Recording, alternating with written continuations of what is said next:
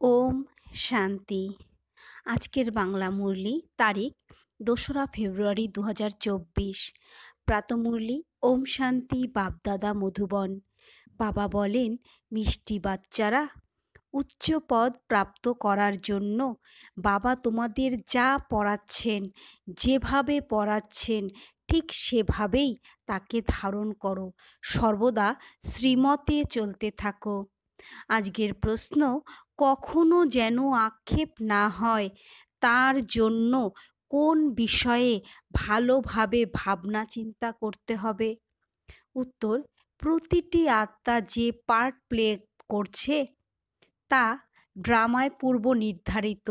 এটাই অনাদি আর অবিনাশী ড্রামা। এই বিষয়ে যদি চিন্তা ভাবনা করো তবে কখনো আক্ষেপ হতে পারে না। আক্ষেপ তাদেরই হয় যারা ড্রামার আদি মধ্য অন্তকে উপলব্ধি করতে পারে না। বাচ্চারা, তোমাদের এই ড্রামাকে সাক্ষী হয়ে দেখতে হবে। এতে কান্নাকাটি বা হতাশ হওয়ার কোনো প্রশ্ন নেই। ওম শান্তি। আত্মাদের বাবা অর্থাৎ রুহানি বাবা এসে আত্মারূপী বাচ্চাদের বোঝাচ্ছেন যে আত্মা কত ছোট, অনেক ছোট। এই আত্মার মধ্যে শরীরকে কত বড় দেখায়। ছোট আত্মা যখন শরীর থেকে আলাদা হয়ে যায় তারপর আর কিছুই দেখতে পায় না। আত্মার উপরেই যা কিছু বলা হয়। এত ছোট বিন্দু আত্মা কি কি কাজই না করে। খুব ছোট হিরে ম্যাগনিফাইং গ্লাস দিয়েই দেখা যায়। হীরের মধ্যে কোনো দাগ নেই তো। আত্মাও কত ছোট, কেমন ম্যাগনিফাইং গ্লাস রয়েছে যা দিয়ে দেখছো। কোথায় থাকে, কি কানেকশন আছে। এই চোখ দিয়েই কত বড় আকাশকে দেখা যায়। বিন্দু বেরিয়ে গেলে আর কিছুই থাকে না। যেমন বাবা বিন্দু, তেমনি আত্মাও বিন্দু। এত ছোট আত্মাও পিওর ইমপিওর হয়ে যায়। এটাই ভালো করে ভেবে দেখার বিষয়। দ্বিতীয় কেউ জানে না আত্মাকে, পরমাত্মাকে। এত ছোট আত্মা শরীর থেকে কত কি তৈরি করে, কত কি দেখে। সেই আত্মার মধ্যেই সম্পূর্ণ পার্ট সঞ্চিত থাকে 84 জন্মের। কিভাবে আত্মা কাজ করে এ সত্যি ওয়ান্ডার। এত ছোট বিন্দুতে 84 জন্মের পার্ট সঞ্চিত হয়ে আছে। আত্মা এক শরীর ত্যাগ করে অন্য শরীর ধারণ করে। যেমন নেহেরু ও ক্রাইস্টের মৃত্যু হয়েছে, আত্মাও বেরিয়ে গেছে যখন শরীরও মৃত। কত বড় শরীর আর কত ছোট আত্মা। এটাও বাবা অনেকবার বুঝিয়েছেন যে মানুষ কি করে জানবে এই সৃষ্টি চক্র প্রতি 5,000 বছর পরে আবার ঘুরে আসে। অমুকে মারা গেছে, এটা কোনো নতুন কথা নয়। তার আত্মা ওই শরীর ছেড়ে অন্য শরীর ধারণ করেছে। 5,000 বছর আগেও এই নাম রূপ নিয়েই শরীর ত্যাগ করেছিল। আত্মা জানে আমি এক শরীর ত্যাগ করে অন্য শরীরে প্রবেশ করি। এখন তোমরা শিব জয়ন্তী উৎসব পালন করো। তোমরা দেখাও যে 5,000 বছর পূর্বেও শিব জয়ন্তী উদযাপিত হয়েছিল। প্রতি 5,000 বছর পরেও শিব জয়ন্তী যা হিরে তুল্য তা পালন করা হয়। এটাই সত্যি। বিচার সাগর মন্থন করতে হয় অন্যকে বোঝানোর জন্য। এই উৎসব পালন করা হয়।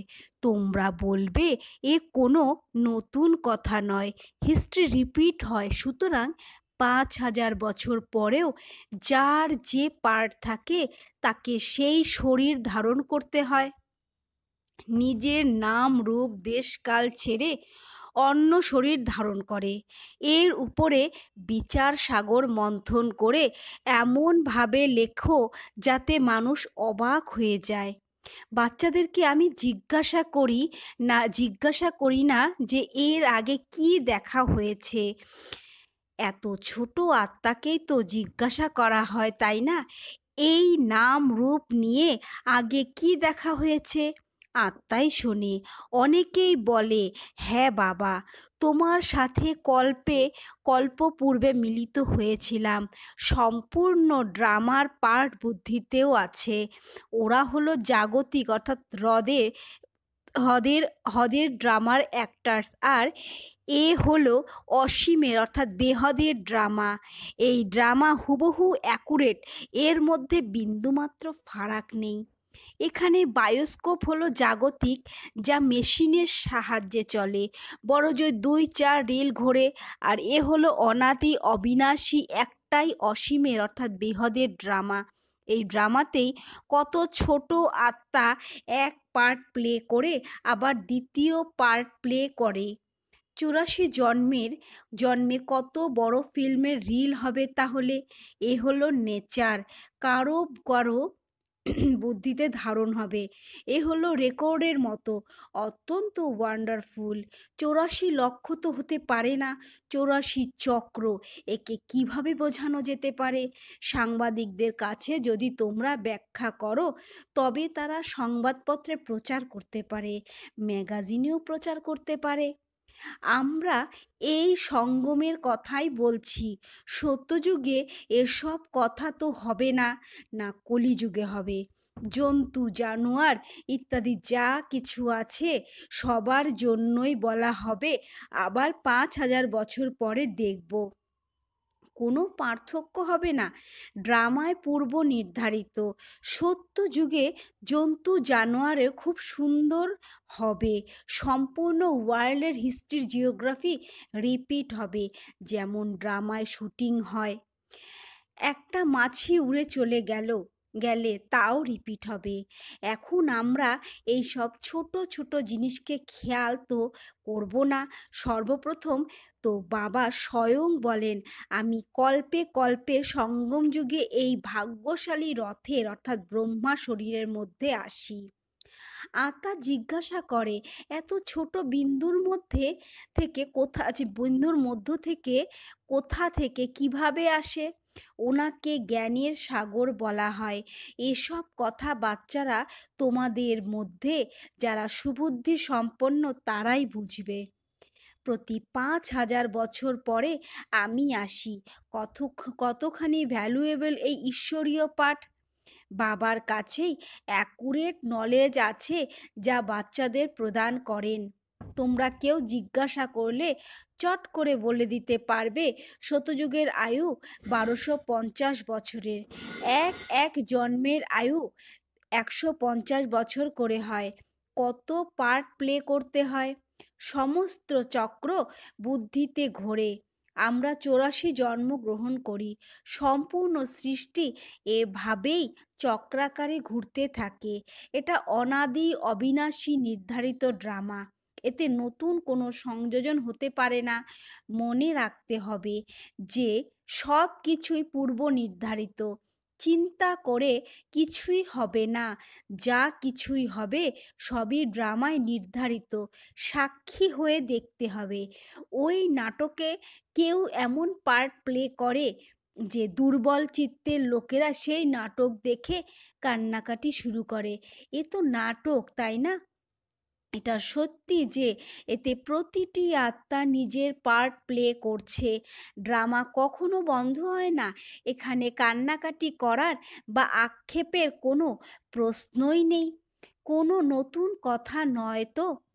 আক্ষেপ তারই হয় যে ড্রামার আদি মধ্য অন্তকে রিয়েলাইজ করে না। এটাও তোমরা জানো, এই সময় আমরা জ্ঞান অর্জন করে যে পথ প্রাপ্ত করি, চক্র শেষে আবারও তাই হব। এটাই বড় আশ্চর্যান্বিত হয়ে বিচার সাগর মন্থন করার বিষয়। কোনো মানুষ এই বিষয়ে জানে না। ঋষি মুনিরাও বলে থাকে, আমরা রচনা আর রচয়িতাকে জানি না। ওরা তো জানেই না রচয়িতা এত ছোট এক বিন্দু। উনি নতুন সৃষ্টি রচনা করেন, তোমাদের অর্থাৎ বাচ্চাদের পড়ান। জ্ঞানের সাগর তিনি। এসব কথা তোমরা বাচ্চারাই বোঝাও। তোমরা তো এমন বলবেই না যে আমরা জানি না। তোমাদেরকে বাবা এই সব এসে বুঝিয়ে বলেন। তোমাদের কোনো ব্যাপারে আক্ষেপ করার প্রয়োজন নেই। সব সময় উৎফুল্ল থাকা উচিত। জাগতিক ড্রামার ফিল্ম চলতে চলতে ছিঁড়ে যাবে, পুরনো হয়ে যাবে, তারপরে আবার বদল করবে, পুরনোটাকে ফেলে দেয়। কিন্তু এ তো অসীমের অর্থাৎ বৃহদের অবিনাশী ড্রামা। এমন সব বিষয়ের উপর চিন্তন করে দৃঢ় করে নেওয়া উচিত। এটা ড্রামা। আমরা বাবার শ্রীমতে চলে পতীত থেকে পবিত্র হয়ে উঠছি। আর কোনো কথাই হতে পারে না যার দ্বারা আমরা পতীত থেকে পবিত্র হতে পারবো বা তমপ্রধান থেকে শতপ্রধান হতে পারবো। পার্ট প্লে করতে আমরা শতপ্রধান থেকে তমপ্রধান হয়ে গেছি, আবার শতপ্রধান হতে হবে। না আত্মা বিনাশ হয়, না পার্ট বিনাশ হয়, এমন সব বিষয়ের উপরে কেউ চিন্তা ভাবনা করে না। মানুষ তো শুনে অবাক হয়ে যাবে। ওরা তো শুধুমাত্র ভক্তি মার্গের শাস্ত্রই পড়ে। রামায়ণ, ভাগবত, গীতা ইত্যাদি সবই এক। এখানে তো বিচার সাগর মন্থন করতে হয়। অসীম জগতের বাবা যা বোঝান তাকে সঠিকভাবে ধারণ করলে ভালো পথ প্রাপ্ত করতে পারবে। সবাই একই রকম ভাবে ধারণা করতে সক্ষম নয়। কেউ কেউ ভীষণ গভীরতায় গিয়ে ব্যাখ্যা করতে পারে। আজকাল তো জেলেও ভাষণ দিতে যায়, বেশ্যাদের কাছেও যায়, অন্ধ বধিরদের কাছেও বাচ্চারা যায়। কেননা তাদেরও অধিকার আছে। ইশারায় তারা বুঝতে পারে, অন্তরাত্মাই তো বুঝতে পারে। চিত্র সামনে রেখে দাও, পড়তে তো পারবে। বুদ্ধি তো আত্মার মধ্যে আছে না? হলোই বা অন্ধ খোড়া, কিন্তু কোনো না কোনো ভাবে ঠিক বুঝতে পারবে। অন্ধদের তো কান আছে। তোমাদের কাছে সিঁড়ির খুব সুন্দর চিত্র রয়েছে। এই নলেজ যে কোনো কাউকে বুঝিয়ে স্বর্গে যাওয়ার উপযুক্ত করে তুলতে পারো। আত্মা বাবার থেকে অবিনাশী উত্তরাধিকার গ্রহণ করতে পারে, স্বর্গে যেতে পারে। এখানে তো কারো কারো ডিফেক্টিভ অর্থাৎ শারীরিক ত্রুটি অর্গানসও থাকে। ওখানে অর্থাৎ সত্যযুগে পঙ্গু খোড়া হবে না। ওখানে আত্মা আর শরীর দুই পবিত্র হবে, প্রকৃতিও পবিত্র। নতুন জিনিস অবশ্যই শতপ্রধান হয়, এটাও ড্রামায় নির্ধারিত।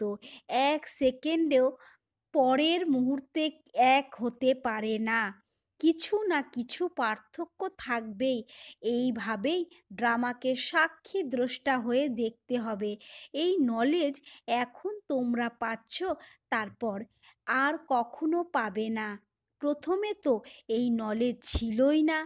একেই অনাদি অবিনাশী পূর্বনির্ধারিত ড্রামা বলা হয়। একে ভালোভাবে বুঝে ধারণ করে অপরকে বোঝাতে হবে। তোমরা ব্রাহ্মণরাই এই জ্ঞান সম্পর্কে অবহিত। শক্তিশালী হওয়ার জন্য পাওয়ারফুল ওষুধ তোমরা এখানে পাচ্ছ। ভালো যা কিছু তারই মহিমা করা হয়। নতুন দুনিয়া কিভাবে স্থাপন হবে, তারপর এই রাজ্য কেমন হবে, তোমাদের মধ্যেও নম্বর অনুসারে তা জানবে। যে জানে সে অন্যদেরকেও বোঝাতে পারে, সে অনেক খুশিতে থাকে। কারো তো কানা করিও খুশি থাকে না। সবারই নিজের নিজের পার্ট প্লে করতে হয়। যে বুদ্ধিতে ধারণ করতে সক্ষম হবে, বিচার সাগর মন্থন করবে, সেই অন্যদের বোঝাতে পারবে। এই হলো তোমাদের ঈশ্বরীয় পঠন পাঠন, যার দ্বারা তোমরা সেটাই হয়ে উঠবে। তোমরা যে কোনো কাউকে বুঝিয়ে বলো যে তুমি আত্মা, আত্মাই পরমাত্মাকে স্মরণ করে। আত্মারা সবাই ভাই ভাই, বলাও হয় ঈশ্বর একজনই, বাকি সমস্ত মানুষের মধ্যে আত্মা আছে। সব আত্মাদের পারলৌকিক বাবা আছেন, যার মধ্যে নিশ্চয় বুদ্ধি অর্থাৎ দৃঢ় বিশ্বাস থাকবে, তাকে কেউ নাড়াতে পারবে না। সংশয় যার থাকবে তাকে সহজেই নাড়ানো যাবে। সর্বব্যাপী জ্ঞানের উপর কত তর্ক বিতর্ক করে, তারাও নিজেদের জ্ঞানের বিষয়ে পাকাপোক্ত, যদিও আমাদের এই জ্ঞানের তারা নয়। সুতরাং ওরাও দেবতা ধর্মের কিভাবে বলা যেতে পারে আদি সনাতন দেবী দেবতা ধর্ম প্রায় লুপ্ত। তোমরা বাচ্চারা সেটা জানো। আমাদের আদি সনাতন পবিত্র ছিল প্রবৃত্তির ছিল, এখন অপবিত্র হয়ে গেছে। যে প্রথমে পূজ্য ছিল সেই এখন পূজারী হয়ে গেছে। অনেক পয়েন্টস কণ্ঠস্থ হলে বোঝাতে পারবে। বাবা তোমাদের বোঝান, তোমরা আবার অন্যদেরও বোঝাও যে এই সৃষ্টি চক্র কিভাবে ঘুরছে। তোমরা ছাড়া আর কেউই জানে না। তোমাদের মধ্যেও নম্বর ক্রমানুসার আছে। বাবাকে প্রতিটি মুহূর্তের পয়েন্টসের বারংবার রিপিট করতে হয়, কেননা নতুন নতুন অনেকে আসে। প্রথমে কিভাবে স্থাপন হয়েছিল তোমাদেরও জিজ্ঞাসা করবে, সুতরাং তোমাদেরও রিপিট করতে হবে। তোমরা সব সময় সেবায় ব্যস্ত থাকবে। চিত্র দেখিয়ে তোমরা বোঝাতে পারবে, কিন্তু জ্ঞানের ধারণা তো সবার একরকম হতে পারে না। এর জন্য জ্ঞান চাই, স্মরণ চাই, খুব ভালোভাবে ধারণা হওয়া উচিত। শতপ্রধান হওয়ার জন্য বাবাকে অবশ্যই স্মরণ করা উচিত। কিছু বাচ্চা আছে যারা নিজেদের কাজকর্মেই ফেঁসে থাকে, কিছুই পুরুষার্থ করে না। এটাও ড্রামায় পূর্ব নির্ধারিত। কল্প পূর্বে যে যেমন পুরুষার্থ করেছিল তেমনটাই করবে। একদম শেষে তোমাদের ভাই ভাই হয়ে থাকতে হবে। নগ্ন হয়ে এসেছিলে, নগ্ন হয়ে যেতে হবে। এমনটা যেন না হয় শেষে গিয়ে কেউ স্মরণে এলো। এখন তো কেউ ফিরে যেতে পারবে না। যতক্ষণ বিনাশ না হবে স্বর্গে কিভাবে যাবে? নিশ্চয়ই সূক্ষ্মবতনে যাবে, নয়তো এখানেই জন্ম নেবে। যা কিছু দুর্বলতা অর্থাৎ কমজোরি থাকবে আবারও তার জন্য পুরুষার্থ করবে। সেটাও যখন বড় হবে তখন বুঝবে। এসবই ড্রামায় নির্ধারিত। তোমাদের এই একরস অবস্থা একদম শেষে গিয়ে হবে। এমন নয় যে সব কিছু লিখলেই স্মরণ করতে থাকবে। লাইব্রেরিতে এত বই কেন রাখা হয়? ডাক্তার, উকিল অনেক বই সংগ্রহে রাখে, স্টাডি করে। তারা হলো মানুষদের উকিল। তোমরা আত্মারা হলে আত্মাদের উকিল। আত্মারা আত্মাদের পড়ায়। ওটা হলো শরীরের জন্য অধ্যয়ন, আর এটা হলো আধ্যাত্মিক অর্থাৎ রুহানি অধ্যয়ন। এই আধ্যাত্মিক অর্থাৎ রুহানি অধ্যয়নে 21 জন্ম আর কোনো ভুলভ্রান্তি হবে না। মায়ার রাজ্যে অনেক ভুলভ্রান্তি হতেই থাকে, যে কারণে সহনও করতে হয়। যে সম্পূর্ণ পড়াশোনা করবে না, কর্মাতীত অবস্থাও প্রাপ্ত করতে পারবে না। সুতরাং সহন করতেই হবে, তারপর পদও কম হয়ে যাবে। বিচার সাগর মন্থন করে অন্যদের শোনালে তবেই চিন্তন চলতে থাকবে।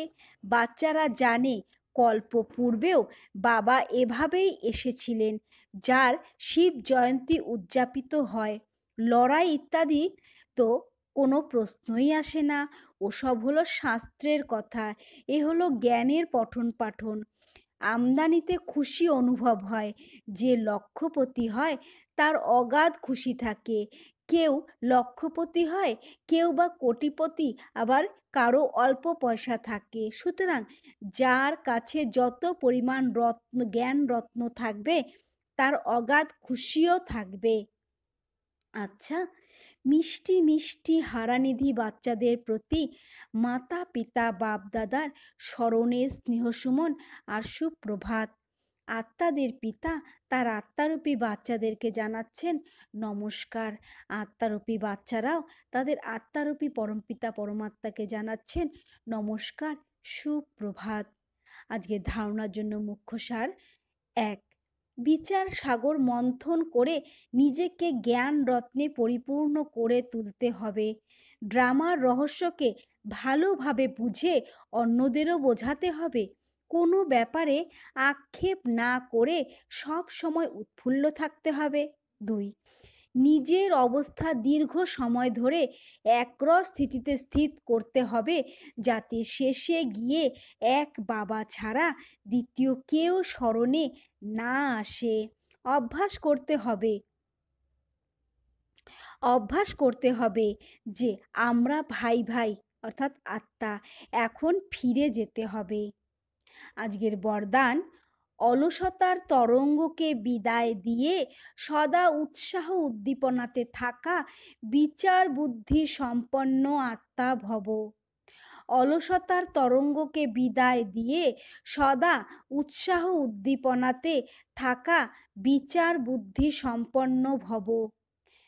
কোনো কোনো বাচ্চা অন্যদেরকে দেখে নিজে অলস হয়ে যায়, মনে করে এটা তো হতেই থাকে, চলতেই থাকে, যদি কেউ ঠক্কর খায় তো তাকে দেখে অলস হয়ে নিজেও ঠক্কর খাওয়া, এটাই কি বিচার বুদ্ধি সম্পন্ন আত্মার লক্ষণ? বাপদাদার করুণা হয় যে এই রকম অলস আত্মাদের অনুতাপ করার মুহূর্তগুলি কতটা কঠিন হবে। এই জন্য বিচার বুদ্ধি সম্পন্ন হয়ে অলসতার তরঙ্গকে, অন্যদেরকে দেখার তরঙ্গকে মন থেকে বিদায় দাও। অন্যদেরকে দেখো না, বাবাকে দেখো। আজকের স্লোগান: ওয়ারিশ কোয়ালিটি অর্থাৎ গুণবান উত্তরাধিকারী তৈরি করো, তখন প্রত্যক্ষতার বাদ্য বাজবে। ওয়ারিশ কোয়ালিটি অর্থাৎ গুণবান উত্তরাধিকারী তৈরি করো, তখন প্রত্যক্ষতার বাদ্য বাজবে। ওম শান্তি।